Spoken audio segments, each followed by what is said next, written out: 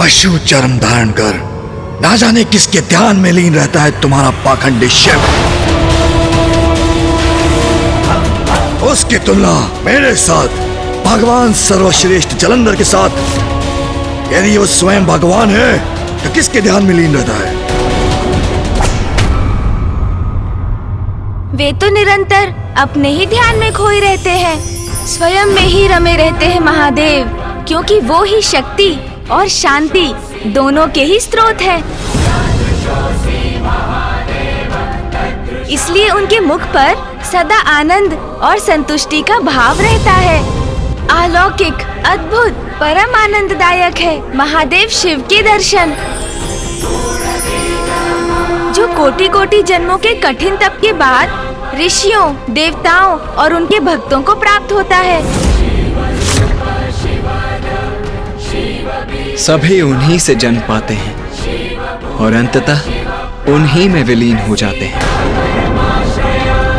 हम भी यही आस लेकर उनकी साधना रूपी प्रयास कर रहे हैं। किंतु जलंधर जी, आप तो उस उथली नदी के समान हैं, जो छलकती जाती है। अपनी अज्ञानता के कारण अहंकारी बन धीर गंभीर सागर की गहराई को समझे बिना उससे स्पर्धा करने का दुस्साहस करती है, किंतु सागर को प्रभावित नहीं कर सकती। अहंकार और क्रोध जैसी दुष्टता की जननी है अज्ञानता जलंधर जी। यहाँ महादेव पुत्रों से उनको लेकर प्रश्न करना आपकी अज्ञानता का ही लक्षण है। आप उनकी शक्ति, उनके महिमा से परिचित नहीं, तो प्रथम पूज्य होने के नाते महादेव की वास्तविकता, उनकी महानता से आपका परिचय करवाना मेरा कर्तव्य है। बस करो, हमें तुमसे कुछ भी सुनने या जानने की कोई वृंदा, बोलने दो उसे। इतना जो गुणगान कर रहा उस महादेव का, तो मैं भी तो सुनूं।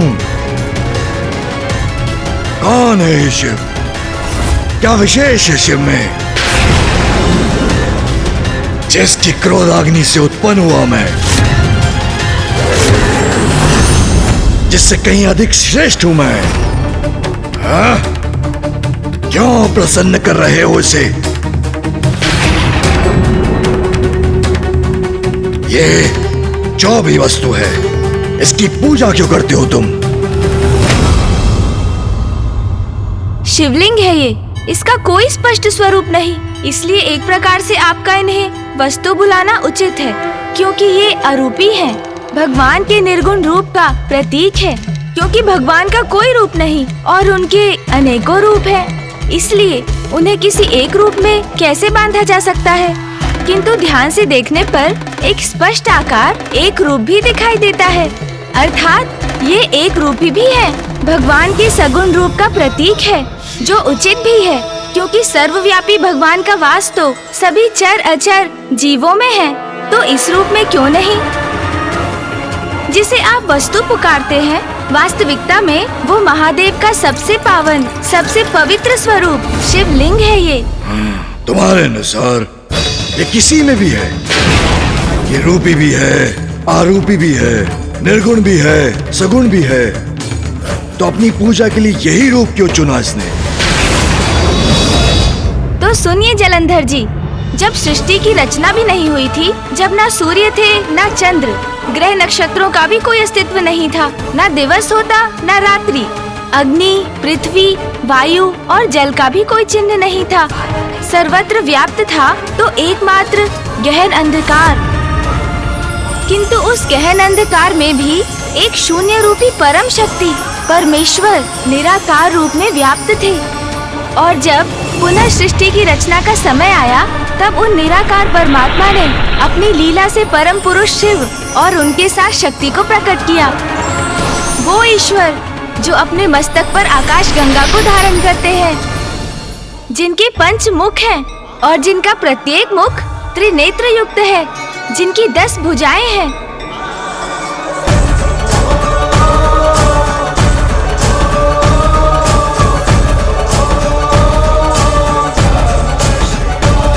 जो त्रिशूलधारी है, उनके श्री अंगों की प्रभा कर्पूर समान श्वेत गौर है, उन्हीं परम पुरुष ईश्वर जगत में शिव, शंभु, महेश्वर और महादेव रूप में विख्यात हैं।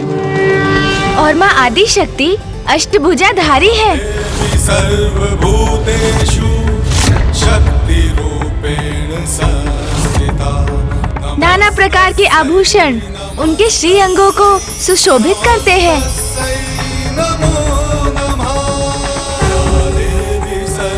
उनके खुले नेत्र खिले हुए कमल के समान है और उनका मुखमंडल उनके अपार तेज से जगमगाता है।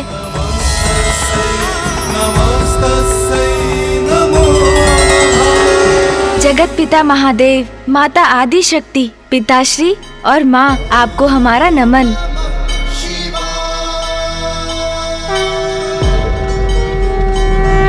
मेरी उपस्थिति में उस शिव के प्रति इनकी ये भक्ति, मेरा ऐसा निरादर कदापि सहन नहीं करूंगा मैं। क्या हुआ जलंधर जी? अब समझे आप कि पिताश्री अर्थात शिव जी स्वयं परम ब्रह्म से प्रकट हुए हैं और माता आदि शक्ति के रूप में है उनकी शक्ति। ये है वास्तविक शिव और शक्ति और ऐसी अद्भुत है उनकी महिमा। तो इसमें कौन सी महानता की बात है? एक प्रकार से मैं भी दिव्य प्रकाश, दिव्य अग्नि, क्रोधाग्नि से उत्पन्न हुआ हूँ। जलंधर जी, मात्र उत्पन्न होने से कोई भगवान नहीं बनता। सृष्टि की रचना और फिर प्रलय होने तक, सुचारू रूप तक उसका संचालन और फिर प्रलय के उपरांत पुनः नवीन सृष्टि की रचना और इसी प्रकार सृष्टि के निर्माण और विघटन के चक्र को स्थापित रखना है भगवान का दायित्व। आप तो मात्र इस मिथ्या कैलाश का निर्माण कर स्वयं को भगवान ही समझने लगे। मिथ्या है मेरा कैलाश? नहीं, मिथ्या है तुम्हारी बातें। अभी तक तो तुमने मुझे ये नहीं बताया कि इसके पीछे कथा क्या है। क्या संबंध है शिवलिंग का शिव से? क्यों कर रहे हो तुम उसकी पूजा? बताओ। अवश्य बताऊंगा जलंधर जी, आपकी जिज्ञासा शांत करूंगा। तो सुनिए, शिवलिंग का संबंध भी सृष्टि की रचना से है। जब परम ब्रह्म परमात्मा ने महादेव को प्रकट किया और उनकी शक्ति से नारी रूपिणी माँ आदि शक्ति प्रकट हुई, तब माता ने प्रभु से सृष्टि की रचना करने को कहा। शिव जी ने उनका ये प्रस्ताव स्वीकार किया। तब उस समय उनकी शक्ति पुरुष रूप में अवतरित हुई, क्योंकि सृष्टि को उत्पन्न करने और उसके संचालन का दायित्व निभाने के लिए उन्हें एक अन्य पुरुष की उपस्थिति का भान हुआ। तब श्री हरि नारायण अर्थात विष्णु देव उसी तत्व से, शिव की उसी शक्ति से उत्पन्न हुए जिससे माँ आदि शक्ति प्रकट हुई थी। शिवाय विष्णु रूपाय शिव रूपाय विष्णवे, शिवस्य हृदयं विष्णु विष्णोच्च हृदयं शिव, यथा शिवमयो विष्णुरेवं विष्णुमय शिव, यथांतरं न भेदस्यो शिव राघव योस्तथा। अर्थात शिव विष्णु के ही रूप हैं और विष्णु शिव के, दोनों एक दूसरे के हृदय में वास करते हैं, अर्थात दोनों एक ही हैं।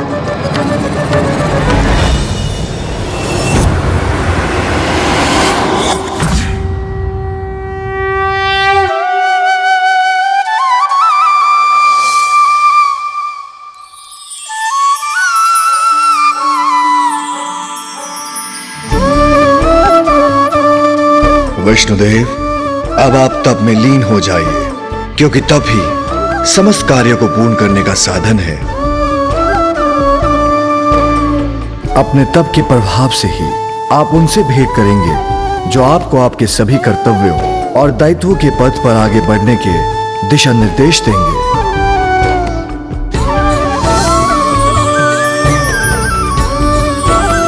और महादेव शिव जी के निर्देश अनुसार विष्णुदेव गहन तप शयन में लीन हो गए, जिसके परिणाम स्वरूप उनके अंगों से अनेक जलधाराएं प्रस्फुटित हुईं और वही ब्रह्म रूप जल अपने स्पर्श मात्र से समस्त पापों के लिए विनाशकारी सिद्ध हुआ, क्योंकि स्वयं परम पुरुष विष्णुदेव स्वयं उस नार अर्थात उस जल में शयन करते थे, इसलिए उनका नाम नारायण जगत में प्रसिद्ध हुआ।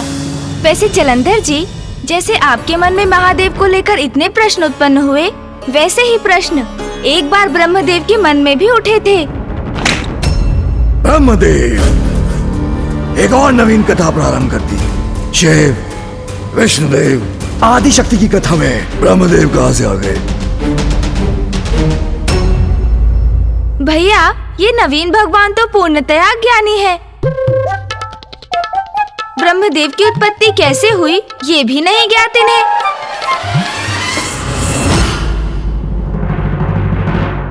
अज्ञानता के कलश को ज्ञान से भरना, भूले को मार्ग दिखाना, यही तो हमारा कर्तव्य है गणेश। उचित है भैया, जलंधर जी को ये ज्ञान भी दे देते हैं। मुझे ज्ञान का दान दोगे तुम? मात्र सहन कर रहा हूं तुम्हें, जिससे मुझे ज्ञात हो सके कि तुम्हारे मन में क्या है। अन्यथा अपनी एक हुंकार से ही तुम्हारा संहार कर देता। अरे, आप किस विचार में खो गए जलंधर जी? तो सुनिए, जब श्री हरि नारायण जल में शयन कर रहे थे, श्री हरि नारायण के ध्यान के फल स्वरूप महादेव की इच्छा से विष्णुदेव की नाभि कमल से ब्रह्मदेव को साथ लिए एक दिव्य कमल प्रकट हुआ। और जब ब्रह्मदेव ने अपने नेत्र खोले तो उन्होंने स्वयं को नितांत एकांत में पाया। तब उनके मन में अनेकों प्रश्न थे, किंतु उनका उत्तर देने वाला कोई नहीं दिखाई दिया उन्हें। मैं कौन हूँ? मैं कहाँ से उत्पन्न हुआ हूँ? क्या कार्य है मेरा? ब्रह्मदेव अपने अंतर्मन में उत्पन्न हुए इन प्रश्नों से जूझ रहे थे। उनका उत्तर पाने के लिए, ये ज्ञात करने के लिए कि उनके सिवाय भी इस समस्त संसार में किसी और का अस्तित्व है भी अथवा नहीं, तब उन्होंने उस दिव्य कमल से नीचे आने का निर्णय लिया। और नीचे आने पर उनके समक्ष थे नारायण। नारायण हूं मैं। आपकी उत्पत्ति मुझसे ही हुई है ताकि आप सृष्टि का सृजन कर सकें, जिसके पश्चात उस सृष्टि का संरक्षण का दायित्व मैं निभा सकूं। तब ब्रह्मदेव के भीतर ज्ञान का जागृत होना शेष था, इसलिए उनके भीतर अहंकार ने जन्म ले लिया। क्या हुआ? रोक क्यों गए? कुछ नहीं, बस मुझे ये स्मरण हो आया कि उस समय जो मन स्थिति ब्रह्मदेव की थी, वो ही अभी आपकी भी है। अज्ञान और अहंकार का ऐसा ही दुष्प्रभाव उन पर भी था। आपसे मैं उत्पन्न हुआ हूँ, ये आप कैसे कह सकते हैं? मेरा अस्तित्व अवश्य आपकी उत्पत्ति से कहीं पूर्व में हुआ है। आपका ये विश्वास आपकी भ्रांति है। मैं तो अनंत काल से यहाँ उपस्थित हूँ। कमल सिंहासन पर मेरा आसन आपसे कहीं उच्च था, जिसका अर्थ ये है मुझसे नीचे जो भी हैं, सभी पर दृष्टि बनाए रखने का दायित्व है मेरा।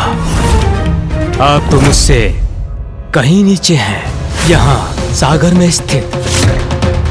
इसलिए मुझ सर्वोच्च का कोई भी जन्मदाता हो, वो भी आप, असंभव है ये।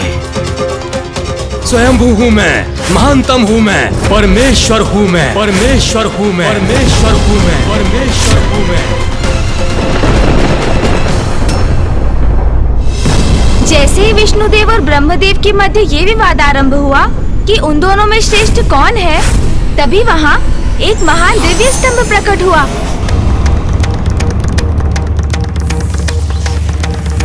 आप दोनों में महान कौन है, इसका निर्णय करने के लिए आप दोनों को इस अग्नि स्तंभ का और छोर ज्ञात करना होगा।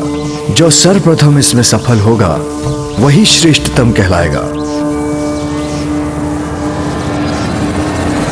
उचित है, उचित है।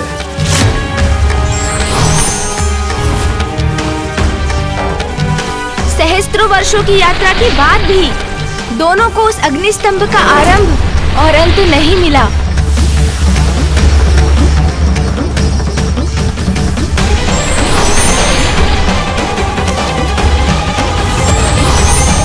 दोनों निराश होकर लौटने पर विवश हो गए और अचंभित होकर उस अग्नि स्तंभ के विषय में विचार करने लगे।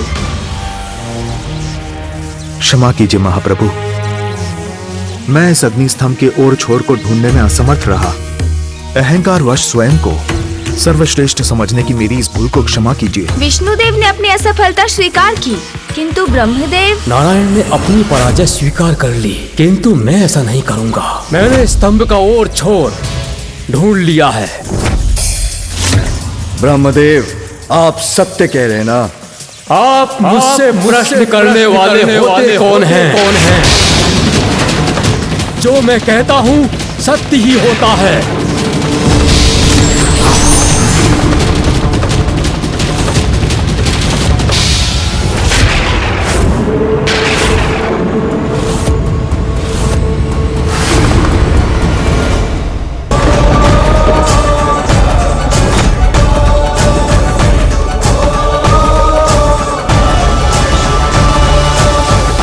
आपको कोटि कोटि नमन प्रभु।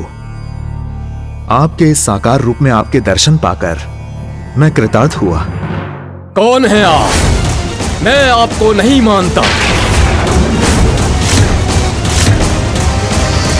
मैं ब्रह्मदेव हूँ, सर्वोच्च हूँ, परम ब्रह्म हूँ मैं।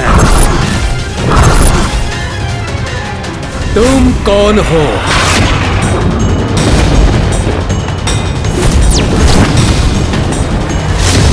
ब्रह्मदेव का अहंकार अपने चरम पर था।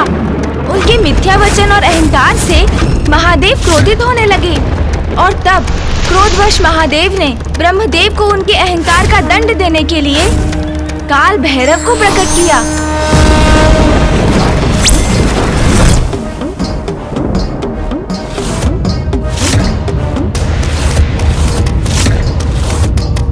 दंभ का अंत करता हूँ मैं, अहंकार का भक्षण करता हूँ मैं।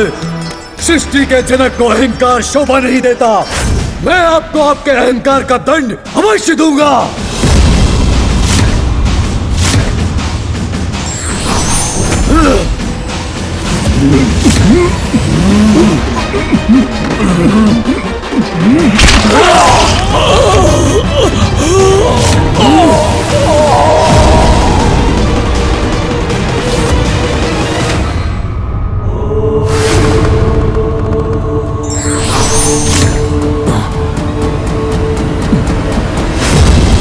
क्षमा प्रभु, मुझे क्षमा कीजिए। मैं अहंकारी हो गया था प्रभु। शांत हो जाइए प्रभु, मुझे क्षमा कीजिए।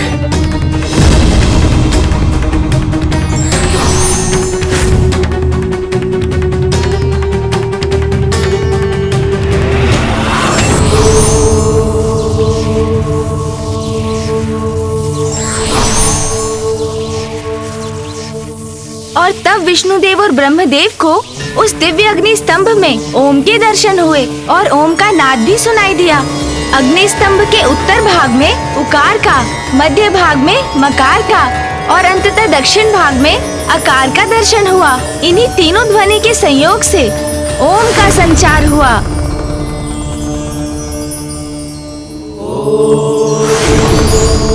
मुझे ज्ञात हो गया प्रभु, आप ही हमारे जनक हैं।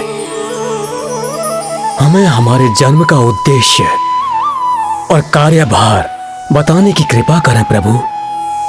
नारायण, आप जगत के पालनहार होंगे। ब्रह्मदेव, आप सृष्टि की रचयिता होने का कर्तव्य निभाएंगे और मैं संहार कर संसार के चक्र को नियमित रूप से गतिमान रखूंगा। और यह अग्निस्तंभ अर्थात लिंग परमपिता परमेश्वर का प्रतीक है। संसार की एकमात्र और सर्वोच्च सत्ता और चरम ऊर्जा और शक्ति का प्रतीक होगा।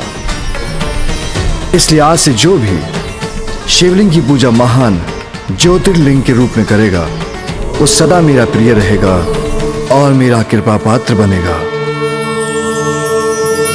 अब आपको समझ में आया जलंधर जी, शिव कौन है और शिवलिंग का क्या महत्व है? और ये भी कि अहंकारियों को महादेव कैसा दंड देते हैं। भगवान सर्वश्रेष्ठ जलंधर को अपनी बातों में उलझाना इतना सरल नहीं जिसका तुम प्रयास कर रहे हो, और ना ही तुम शिव की महानता का बखान करके मुझे भयभीत कर सकते हो।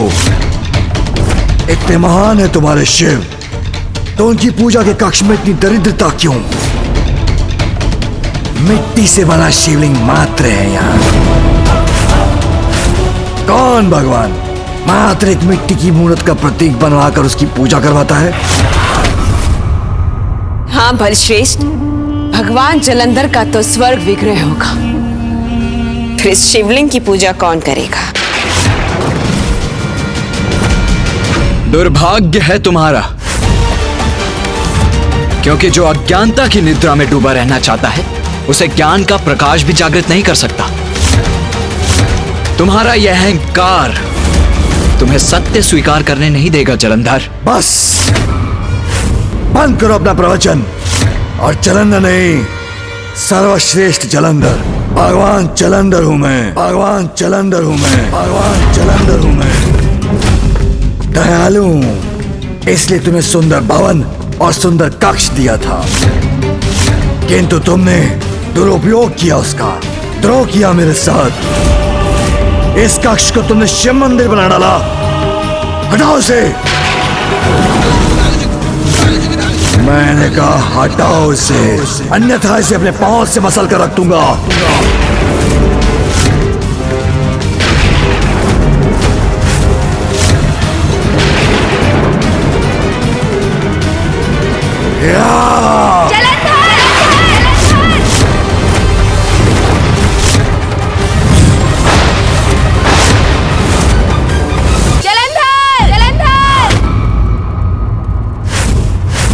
गणेश,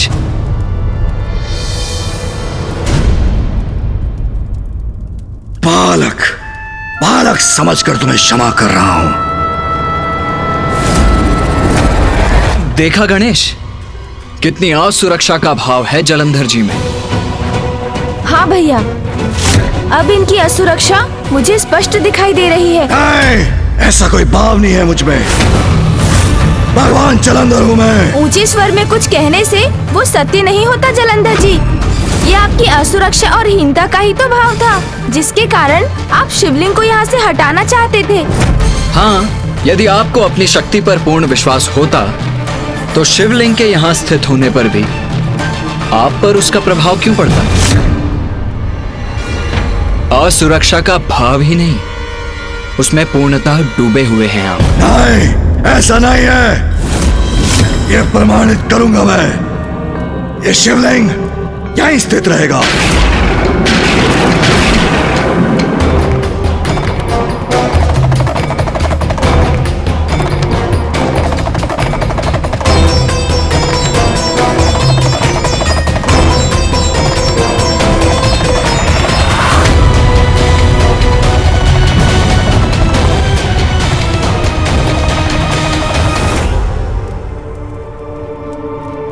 तुम्हारे मुख से निकली ये शिव कथा कोरी कल्पना है तुम्हारी। पूजा तो मेरी भी होनी चाहिए, ऐसी ही होनी चाहिए। तुम दोनों शिव के समान मेरी पूजा भी करोगे, जिससे मैं भी संसार में अपनी पूजा का प्रचलन करवाऊं। तो उचित है, महादेव की पूजा की भांति ही विधि विधान से हम आपकी कल प्रातःकाल पूजा करेंगे। गणेश,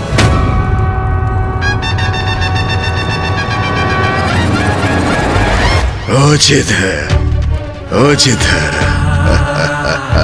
जलंधर प्रसन्न हुआ। शिव के समान ही मेरी पूजा होनी चाहिए, पूर्ण विधि विधान से। ओम जलंधराय नमः, ओम जलंधराय नमः, ओम जलंधराय नमः।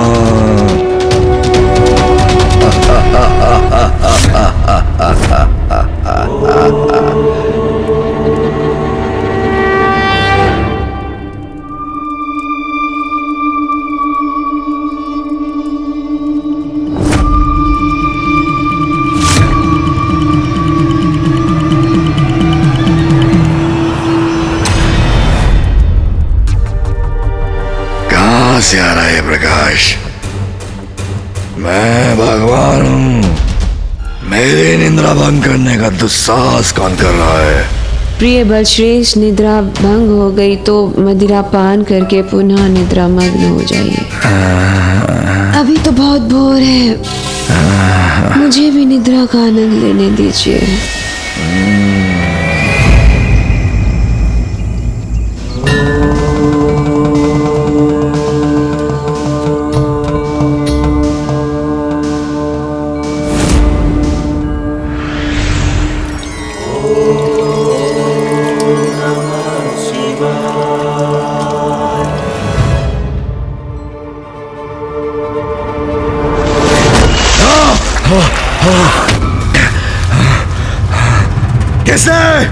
किसने किया तो साहस?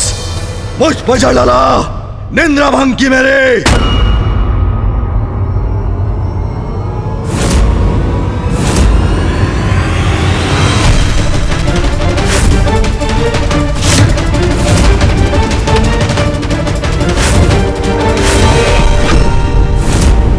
मैं तो बल से पराजित करना चाहता था इसे, किंतु गणेश की युक्ति से यह अपने विनाश को ललकारने के लिए अवश्य विवश हो जाएगा। क्रोधित क्यों हो रहे हैं जलंधर जी? मेरे शब्दों से आपकी अज्ञानता का अंधकार नहीं मिटा तो जल से आपकी निद्रा भंग कर आपको जागृत करने का प्रयास कर रहा हूँ मैं।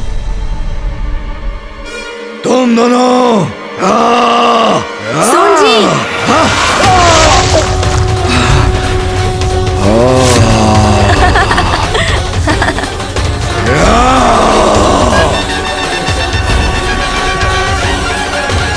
ये क्या कर रहे हो तुम दोनों? जलाभिषेक। देखा, आपका जलाभिषेक कर रहे हैं हम। आप ही ने तो कहा था कि पूर्ण विधि विधान के साथ आपकी पूजा होनी चाहिए, महादेव के समान। ये तो आरंभ है जलंधर जी। बस बस, बहुत हुआ तुम्हारा ये दुस्साहस। हम पर जल उड़ेल कर तुमने हमारे विश्राम में विघ्न डाला है। अरे नहीं नहीं, आपका अभिषेक थोड़ी ना किया है हमने, मात्र जलंधर जी पर जल उड़ेला है अनुज विघ्नहर्ता गणेश ने, जो समय आने पर विघ्न करता भी बनता है। और आप क्रोधित क्यों होती हैं? ये तो आपका सौभाग्य है देवी वृंदा जी कि भगवान जलंधर के अभिषेक का कुछ जल उन्हें स्पर्श कर छिड़क कर आप पर गिर गया। आप तो धन्य हो गईं। आपकी लीला। मैं सहूंगा अपने साथ तुम्हारी एक पीड़ा। तुम्हें क्या दिया, तुमने क्या किया? कदाचित आपको पुनः स्मरण कराना होगा जलंधर जी। आपकी ही तो आज्ञा का पालन कर रहे हैं हम। शिवलिंग के जलाभिषेक के समान ही तो हमने आपका भी जलाभिषेक कर दिया। ये पूजा है अथवा भगवान को कष्ट देने की परंपरा?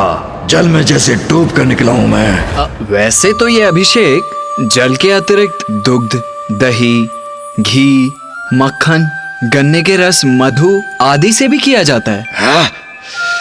यदि ये सब भी यहाँ उपलब्ध होते तो कदाचित आप और अधिक तृप्त होते। किंतु क्या है ना जलंधर जी कि आपके इस विशाल कैलाश और भव्य भवन में ना ये सभी सामग्रियां तो हमें प्राप्त हुई ही नहीं, इसीलिए मात्र जल का प्रयोग करने पर विवश हो गए हम। क्यों अनुज? हाँ देवी वृंदा जी, मैं आपको एक सुझाव दूं क्या? हमारे कैलाश पर तो माँ अर्थात माता पार्वती इनका प्रबंध रखती है। अब यहाँ आपको इनका ध्यान देना चाहिए, क्योंकि भगवान जलंधर का अभिषेक तो महत्वपूर्ण है ना। उचित विधि विधान से ही होना चाहिए जलाभिषेक। देवी शक्ति को उलाहना देगा ये गजमुख, मुझे मेरा कर्तव्य समझाएगा। समझ रहे हैं ना आप मैं क्या कह रहा हूँ? अरे आप दोनों तो अवाक खड़े हैं। अभी निद्रा के अंधकार से मुक्त जो नहीं हुए हैं, किंतु अंधकार से प्रकाश की ओर जाकर कभी ना कभी तो जागृत होना ही होगा ना आपको।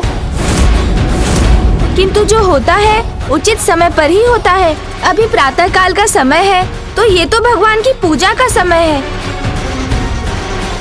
आपकी उत्सुकता थी ना महादेव की पूजा की विधि विधान जानने की, उन्हीं के समान अपनी भी पूजा करवाने की। तो विधान तो आपने अनुभव कर ही लिया, अब इसका अर्थ भी समझ लीजिए।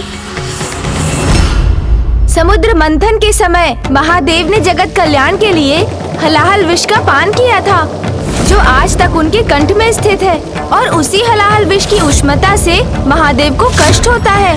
इसीलिए जलाभिषेक करने से महादेव को इससे शीतलता प्राप्त होती है, उन्हें शांति मिलती है। इसीलिए तो उनका जलाभिषेक किया जाता है। तो देखा जलंधर जी, ऐसे भगवान है महादेव, जिन्होंने संपूर्ण सृष्टि की रक्षा के लिए स्वयं हलाहल विष का पान किया और जिसे अपने कंठ में धारण कर सदा उसका भयंकर ताप सहते हैं। वो हलाल विष का पान कर ताप सहता है तो सहे शिव, मैं सदा मदिरा पान करता हूँ। भोग विलास प्रिय है मुझे, और हो भी क्यों नहीं भगवान जो हूँ मैं। अब आप ही बताइए नवीन भगवान जलंधर जी, क्या आप ऐसा त्याग कर सकते हैं? इन शिवपुत्रों का दुस्साहस तो बढ़ता ही जा रहा है। एक मुझे सीख दे रहा है और दूसरा प्रश्न कर रहा है मुझसे। बलश्रेष्ठ ये क्या कह रहे हैं? आप इन्हें रोकते क्यों नहीं?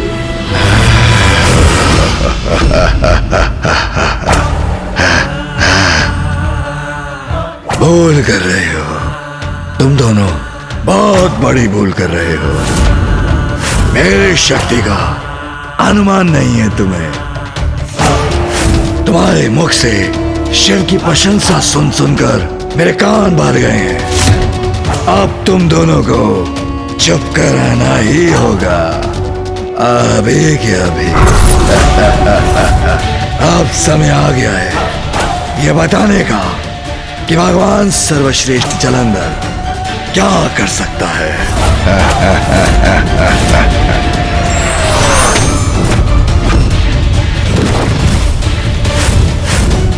अब प्रिय बलश्रेष्ठ अपने बल का प्रदर्शन करेंगे तो श्वास कंठ में अटक जाएगी इन दोनों की।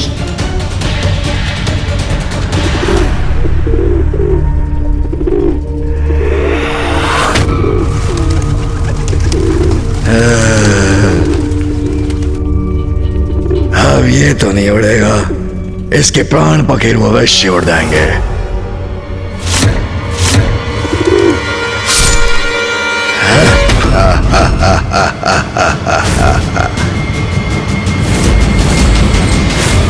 असहायों पर वार करने वाले भगवान कदापि नहीं बन सकते।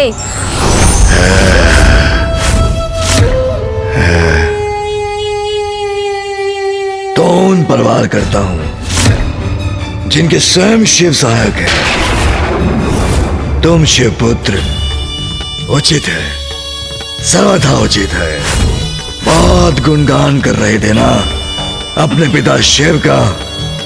अब देखना कैसे अपने युद्ध कौशल में परास्त करूंगा तुम दोनों को। तब सिद्ध होगी भगवान सर्वश्रेष्ठ जलंधर की महानता।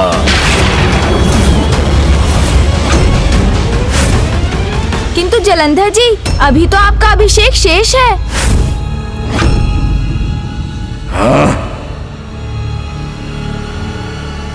ये क्या कह रहा है? मुझे कोई नहीं रोक सकता अब। हाँ? शिवपुत्र होगा, भगवान सर्वश्रेष्ठ जलंधर का अभिषेक अवश्य होगा, किंतु युद्ध में मेरी श्रेष्ठता प्रमाणित होने के बाद। हाँ?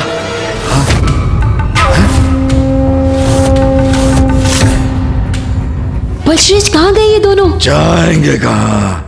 मेरे भय से यहीं कहीं छिपे होंगे। सर्वप्रथम उन्हें ढूंढकर पराजित करूंगा मैं।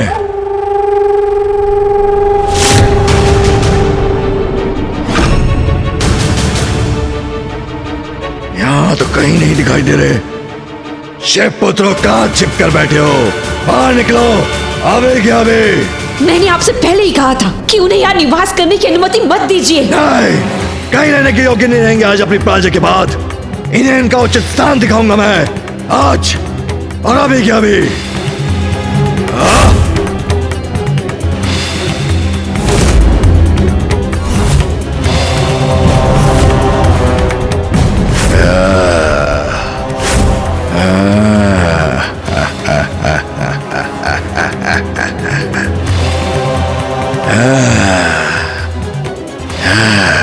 मुझसे लुका छिपी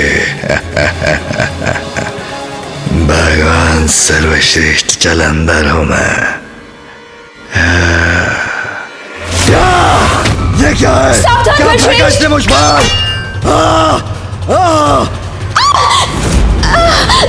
बलश्रेष्ठ, मेरी दृष्टि, कुछ दिखाई नहीं दे रहा मुझे। मेरे नेत्र भी चल रहे हैं। कैसा विष है ये?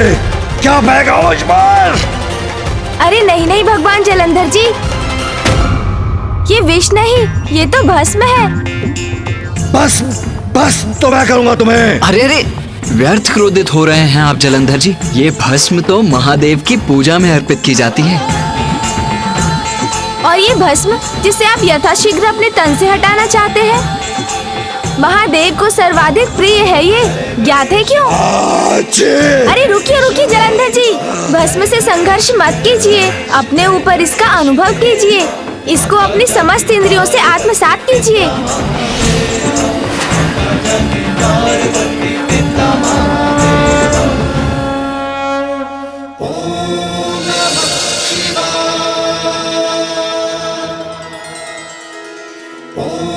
तन पर है मेरे, किंतु कष्ट नहीं दे रही मुझे।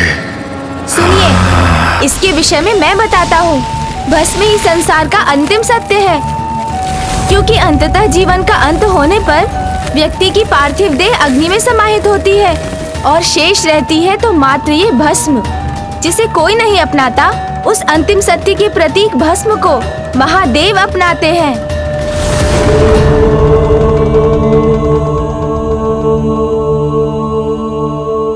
अब कहिए जलंधर जी, क्या आप अपने इस विशालकाय भवन के राजसी ठाट बाट को त्याग कर इस भस्म को अपना सकते हैं?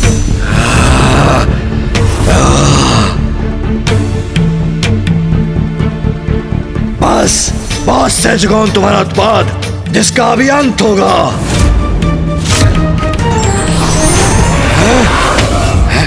ये क्या है? कहाँ शिवपुत्रो, मेरे समक्ष आओ, अभी क्या अभी।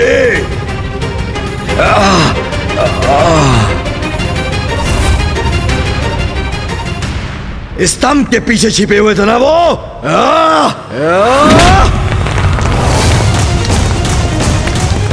कहाँ गए?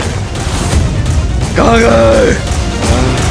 शिवपुत्रो, मेरा क्रोध, भगवान सर्वश्रेष्ठ जलंधर का क्रोध लील जाएगा तुम्हें। मुझसे बचकर नहीं जा सकते तुम।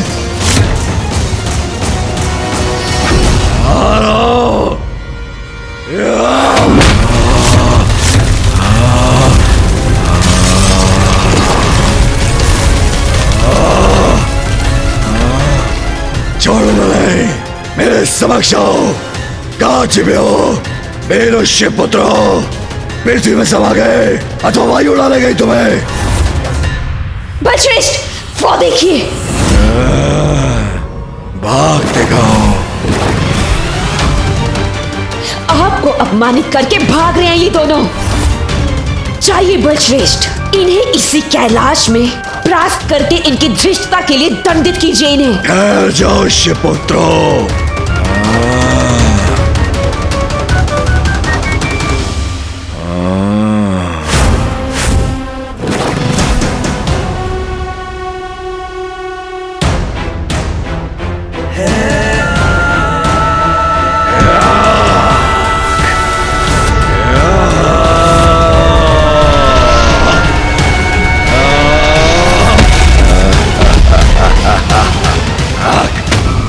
भगवान सर्वश्रेष्ठ जलंधर दंडित किए बिना तुम्हें जाने नहीं देगा।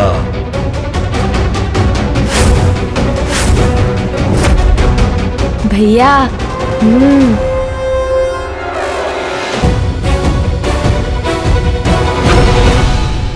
बस बहुत हुआ तुम दोनों का प्रपंच। दया की थी तुम पर, तुम्हें अपनी शरण में रखा, किंतु जब से तुम दोनों यहाँ आए हो उपद्रव भी फैला रहे हो। बलश्रेष्ठ, इनसे बात करने में अपना समय व्यर्थ मत कीजिए। कौन है ये? क्या है इनका अस्तित्व? क्या है इनका स्थान? देव सेनापति, प्रथम पूज्य, हमें इन दोनों की कोई आवश्यकता नहीं है, क्योंकि देवताओं के सेनापति अब आप हैं बलश्रेष्ठ। प्रथम पूज्य भी हमारे लिए निरर्थक है, क्योंकि संसार में सर्वप्रथम अब आप ही की पूजा होगी। ये दोनों हमारे लिए व्यर्थ हैं। इन दोनों का तो अंत ही उचित है।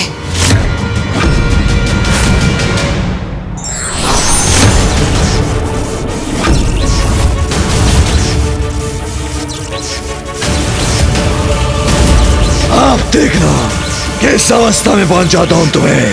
अभी क्या अभी। भैया चाहे कुछ भी क्यों ना हो जाए, किंतु आप अपना संयम मत खोइएगा।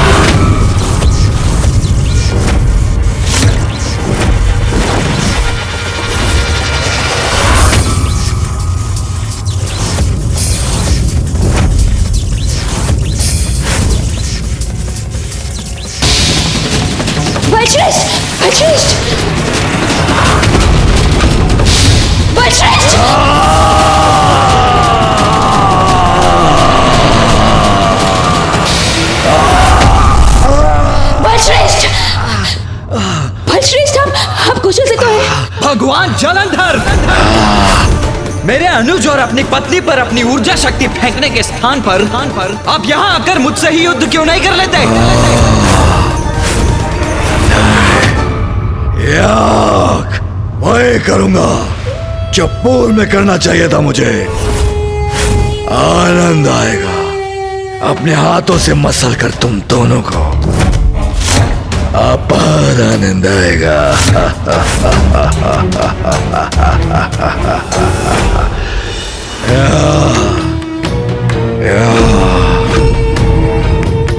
शेपत्रा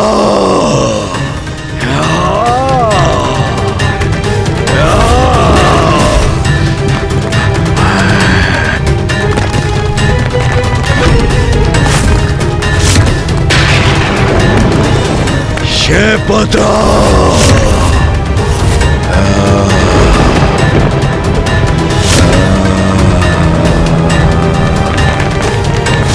भैया का क्रोध बढ़ गया। अब वो जलंधर से युद्ध करके ही रहेंगे, किंतु अब इस युद्ध को मैं कैसे रोकूं?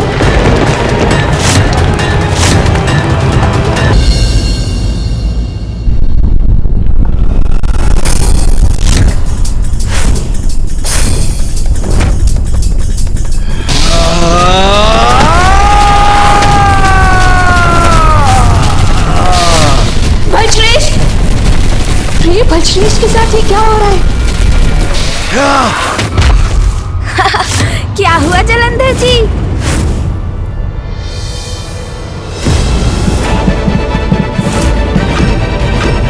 ये सब क्या गिर रहा है मेरे ऊपर? ये अंतिम कार्य, आपका अभिषेक शेष था जलंधर जी। अभिषेक? कैसा अभिषेक? कौन सा अभिषेक? ये क्या है? ये तो धतूरा है जलंधर जी, सबसे उपेक्षित फल, किंतु जो महादेव को सर्वाधिक प्रिय है। उपेक्षित को भी अपनाते हैं महादेव, और इसी का प्रतीक है ये धतूरा, क्योंकि महादेव को ज्ञात है कि जो सबसे बुरा है उसमें भी कुछ न कुछ अच्छाई अवश्य है। जैसे धतूरे में कांटे हैं तो औषधि के गुण भी हैं। दंड दूंगा, तुम दोनों को भीषण दंड दूंगा शिवपुत्रों। चाल से गिराया मुझे, तुम्हें भी गिराऊंगा। ऊपर आने दो मुझे, फिर बताऊंगा तुम्हें। सोन जी,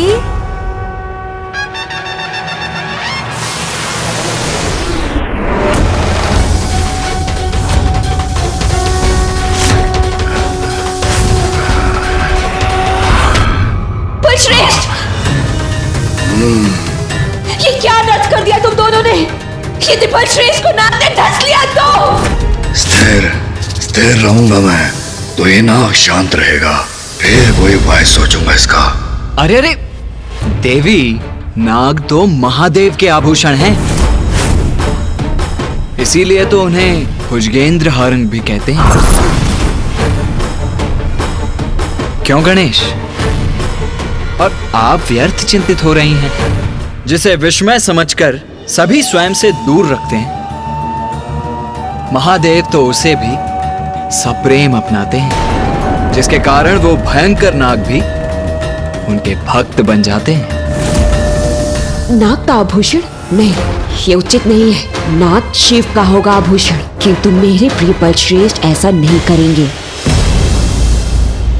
जलंधर जी, कहिए, क्या आप अपने स्नेह से इस नाग को अपना भक्त बना सकते हैं? भक्ति तो शक्ति से ही जागृत होती है। अपनी शक्ति से सबको चुका दूंगा मैं। इस नाग को भी। सर्वश्रेष्ठ ईश्वर किसी के वश में नहीं रह सकता।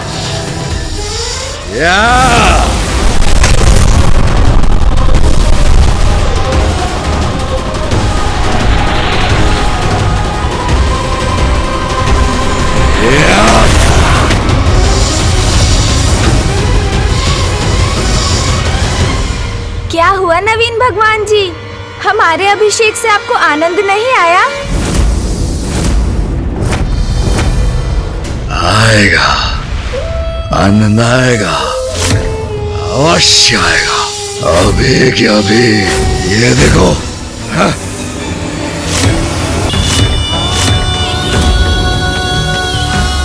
प्रेम से नहीं, आतंक से, अपनी अपार शक्ति से आतंकित करूंगा समस्त संसार को मैं, और सभी को अपना भक्त बनाऊंगा।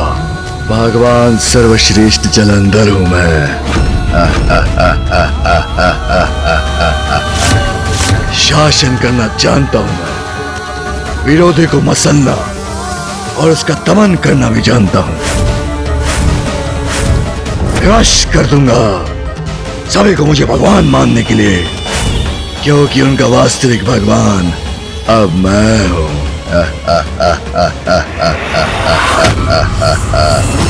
नहीं, मैं जलंधर को इस नाग को क्षति नहीं पहुंचाने दूंगा। जलंधर जी, ये क्या प्रमाणित करने का प्रयास कर रहे हैं आप? क्या लगता है आपको कि इस नाग का अंत कर आप नवीन भगवान के रूप में स्वीकार कर ले जाएंगे? नहीं, मुझे तो इसमें भी आपकी असुरक्षा का भाव ही दिखाई दे रहा है। नाग मेरे पिताश्री को प्रिय है, इसलिए आपकी असुरक्षा और ईर्ष्या दोनों जागृत हो उठी हैं। बस यही बात है ना? उचित कहते हो तुम गणेश। सर्वप्रथम इन्होंने हमें शरण देने का ढोंग किया, हमसे अपना अभिषेक करवाया, हम पर और अपनी ही पत्नी पर वार भी किया, और अब इस निरपराध नाग का वध कर अपनी शक्ति दर्शाना चाहते हैं। ये मैंने अनेकों असुरों को देखा है गणेश, किंतु ये जलंधर उन सभी से अधिक दीनहीन और असुरक्षित प्रतीत होता है मुझे।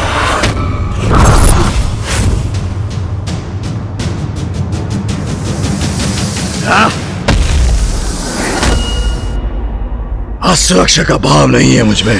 देखो मुझे, शक्तिशाली हूं मैं, अत्यंत बलवान हूं मैं, भगवान सर्वश्रेष्ठ जलंधर हूं मैं। जाने दिया उस दुष्ट नाग को।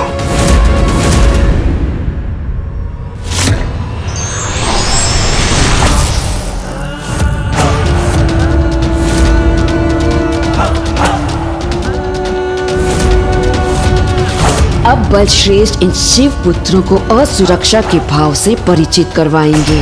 मात्र कहने से, स्वयं को भगवान घोषित करने से कोई भगवान नहीं बनता। अभी तो भगवान को तो संसार के लिए बड़े दायित्व उठाने पड़ते हैं। जलंधर जी, भगवान बनने योग्य कोई भी कार्य किया है क्या आपने? हाँ, संसार का समस्त चक्र तो महादेव के अनुसार ही चल रहा है। सूर्य देव पूर्व से ही उदित होते हैं, चंद्रदेव रात्रि में ही अपने प्रकाश से समस्त सृष्टि को प्रकाशित करते हैं। आम के वृक्ष पर आम का ही फल आता है, नदी बहकर सागर में ही विलीन होती है, अग्नि से समस्त संसार को उष्णता ही प्राप्त होती है, और पुष्प सदैव सुगंध ही देते हैं। जीवन के सभी क्रियाकलाप पिताश्री महादेव के द्वारा नियत नियमों पर ही आधारित है। आपने तो मात्र इस मिथ्या कैलाश का निर्माण भर किया है, किंतु आपका आदेश कौन स्वीकार कर रहा है? कौन मान्यता दे रहा है आपको? विशाल आकार लेकर ऊंचे स्वर में स्वयं को भगवान पुकारने से क्या भगवान बन जाएंगे आप? नवीन नहीं, मिथ्या भगवान है आप। संपूर्ण ब्रह्मांड के यदि कोई भगवान है तो वो है महादेव, शिव शंकर, जिन्हें सब भोलेनाथ भी कहते हैं और जिनके अनुसार पूरी सृष्टि कार्य कर रही है। महादेव महादेव महादेव, इंद्रदेव, सूर्यदेव, अग्निदेव, वायुदेव, वरुण देव, कुबेर, उपस्थित हो मेरे समक्ष अभी के अभी। कदाचित हमारी युक्ति सफल हो रही है भैया, अब बस आगे आगे देखते जाएं।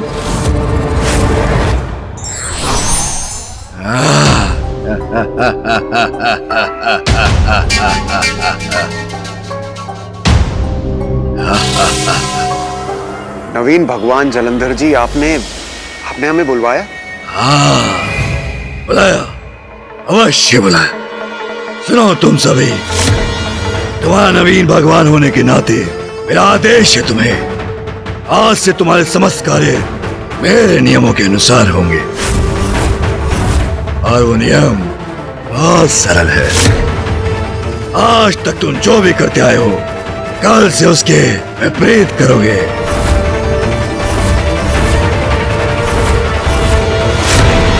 सूर्य पूर्व से नहीं, पश्चिम से उदित होगा।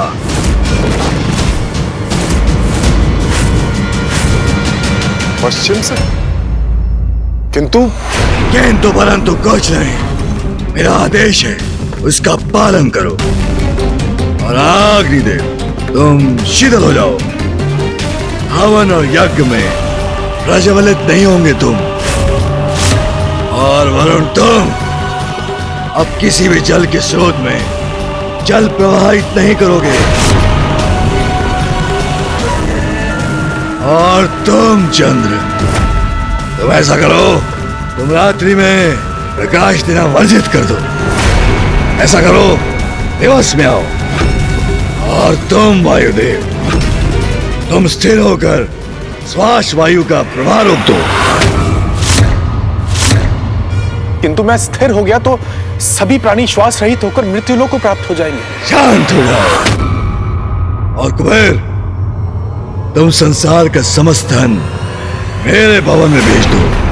तुम आज से धन के स्वामी और संरक्षक नहीं, आज से वो समस्त धन मेरा, भगवान सर्वश्रेष्ठ जलंधर का। और इंद्रदेव, स्मरण रहे, आज से न विद्युत होगी, न मेघ, न वर्षा। समझ गए? बन गए नियम। भगवान जी, ये कैसे संभव है? हमारे कार्य हमें महादेव ने निर्धारित किए, और यदि हम ये कार्य नहीं करेंगे तो सृष्टि अपना नियमित संतुलन खो बैठेगी, सर्वनाश होगा प्रभु। और हम जो भी कार्य करते हैं, जैसा भी करते हैं, उसके पीछे गुण कारण है। और महादेव के अनुसार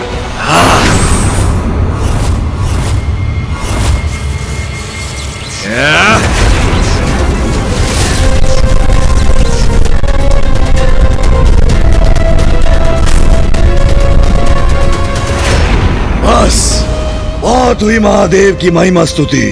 अब मैं हूं महादेव। मैं आज से मेरे समक्ष शिव के नाम का उच्चारण मत करना। कौन है ये शिव? नियम स्थापित करने वाला। भगवान सर्वश्रेष्ठ जलंधर की सत्ता में एक मेरा ही नियम रहेगा, और तुम उन नियमों का पालन करोगे। अन्यथा इस बार ये ऊर्जा नीचे नहीं गिरेगी, तुम्हारे ऊपर गिरेगी।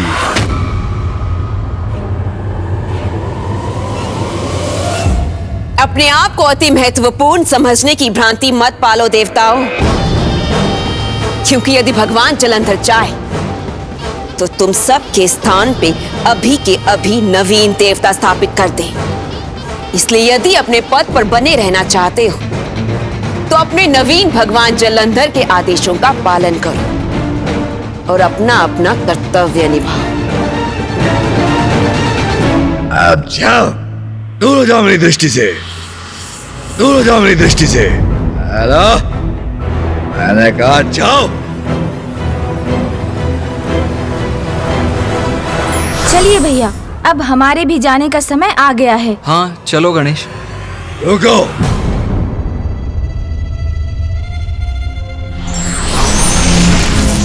कहाँ जा रहे हो तुम दोनों? उनके पास।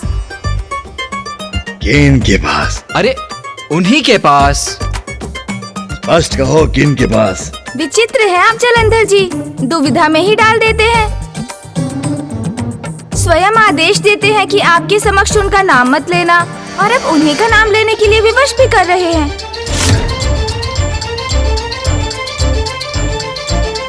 हाँ, महादेव के पास जा रहे हैं हम। क्यों? अब वहां जाकर कोई और षड्यंत्र रचना है क्या? नहीं परम देवी, जलंधर जी ने संसार के नियमों में इतने भारी परिवर्तन कर दिए हैं कि जिनकी सूचना तो हमें शिव जी को देनी ही होगी, क्योंकि ये परिवर्तन तो उन्हें कदापि नहीं भाएंगे। नहीं भाएंगे उसे, तब तो अवश्य जाओ, जाओ। हाँ, उससे कहना मत भूलना, अति शीघ्र नवीन भगवान सर्वश्रेष्ठ जलंधर शिव के भी नवीन कर्तव्य निर्धारित करेंगे। ये दोनों यहाँ आए थे तो इतना उपद्रव मचाया था इन्होंने। मुझे शंका हो रही है कि कहीं वहां जाकर कोई और संकट ना उत्पन्न करे हमारे लिए। अच्छा, जैसी आपकी आज्ञा नवीन भगवान जलंधर जी। स्वयं शिव पुत्र मेरा संदेश पहुंचाएंगे शिव को।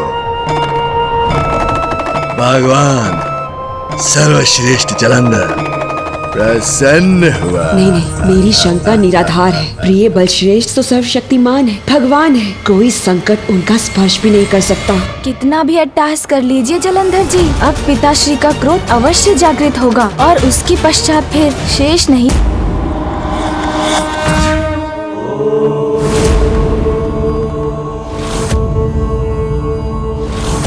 पिताश्री।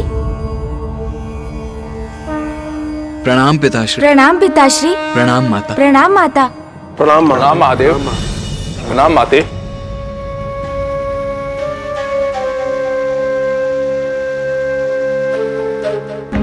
क्या हुआ?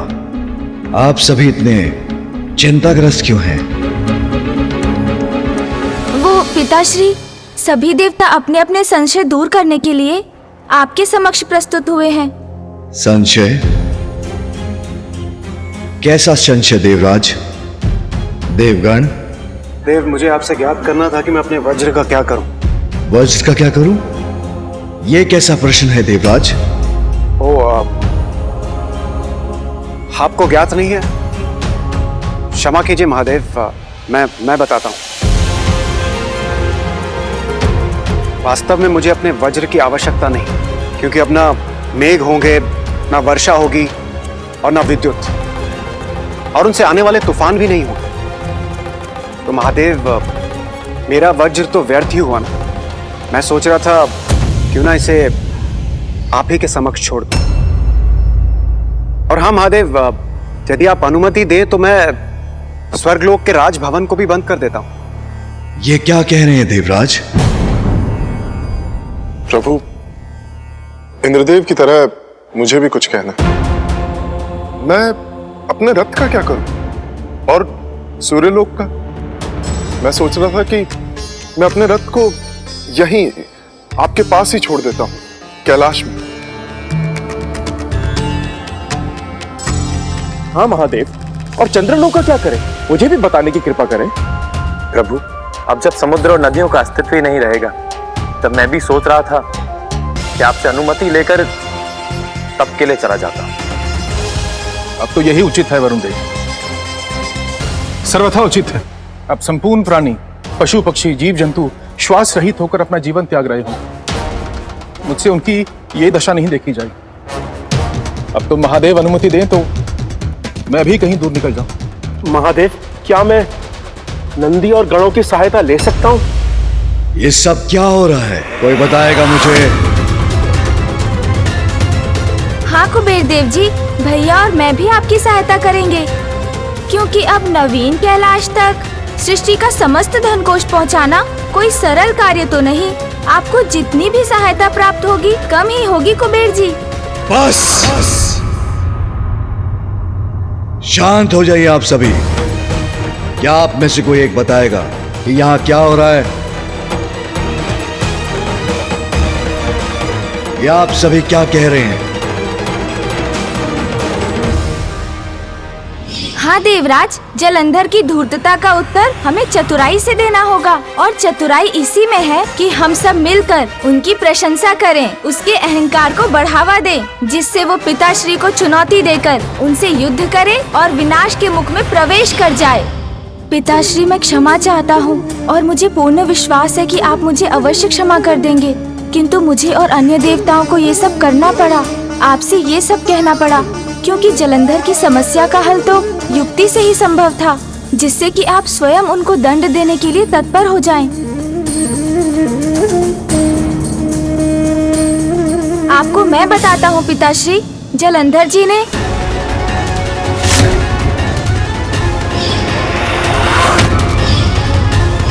तुम्हारा वास्तविक भगवान मैं हूं।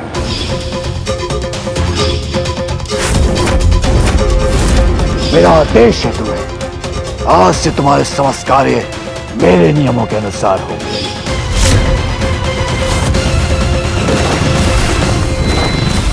पिताश्री, देवता अब विवश हो चुके हैं। जलंधर ने स्पष्ट कहा है कि यदि अब उसकी अवज्ञा हुई तो वो सभी को दंडित करेगा। ये सत्य है पिताश्री, किंतु आपने तो पूर्व में ही स्पष्ट कर दिया था कि आप न जलंधर से कुछ कहेंगे न उनके विरुद्ध कुछ करेंगे। हाँ, मैंने अवश्य कहा था, जब तक वो सृष्टि को हानि नहीं पहुंचाएगा, जब तक कोई बड़ा अपराध नहीं करेगा, तब तक मैं उसे दंडित नहीं करूंगा। उचित है प्रभु, किंतु प्रतीत तो ये हो रहा है कि उसका बड़ा कदम किसी बड़े अपराध से कम नहीं। हमारा देवत्व व्यर्थ हो गया प्रभु, इसीलिए हमारे होने न होने से और देवता पद पर आसीन होने न होने में कोई अंतर नहीं है प्रभु। अब तो अतिशीघ्र इस सृष्टि का सर्वनाश निश्चित है।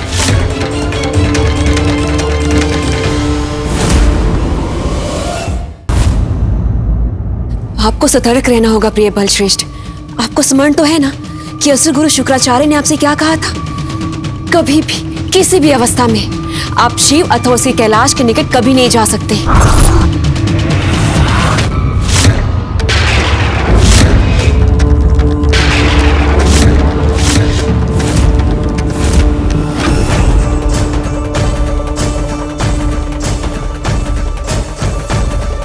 सृष्टि के चक्र को विपरीत दिशा में चलाकर उसके सभी नियमों को भंग कर जलंधर ने वो अपराध किया है जिसका दंड उसे अवश्य प्राप्त होगा।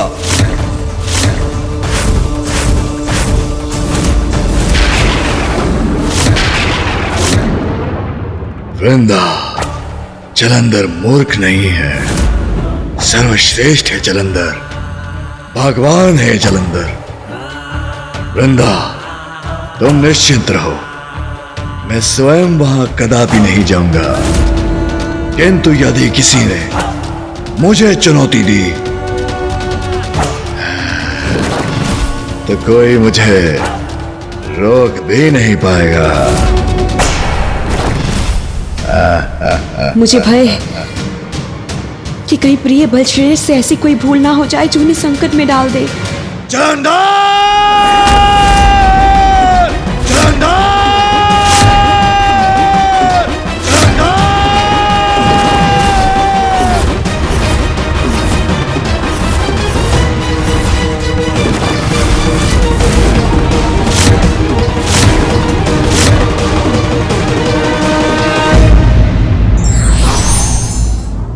अति आत्मविश्वास पतन का कारण बनता है, अति का अंत निश्चित है।